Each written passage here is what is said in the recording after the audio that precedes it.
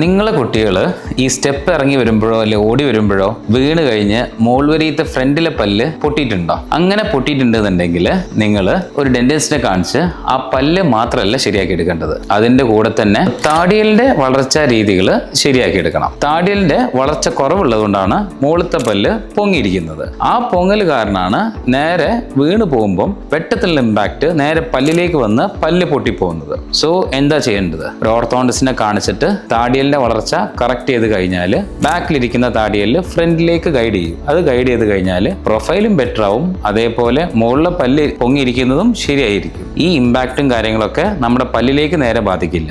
നമ്മുടെ God design ചെയ്തിട്ടുള്ളത് ഈ എല്ലാണ്. ഇപ്പം വീണ് പോവുകയാണെങ്കിലും നേരെ ഈ എല്ലിലേക്കാണ് ഇമ്പാക്റ്റ് വരുന്നത്. നമ്മുടെ ലോവർ ജോ താടിയിൽ എന്ന് പറഞ്ഞാൽ കുറച്ചുകൂടി സ്ട്രോങ്ങർ ആണ് അപ്പർ ജോനെക്കാട്ടും, അതായത് മോൾ വരിയത്തെ എല്ലിനെക്കാട്ടും. അപ്പം കുറച്ചുകൂടിയും നല്ല രീതിയിൽ പല്ല് മാത്രമല്ലാതെ എല്ലിന്റെ വളർച്ചയും കൂടിയും കറക്റ്റ് ചെയ്യുന്നതാണ് ബെസ്റ്റ്.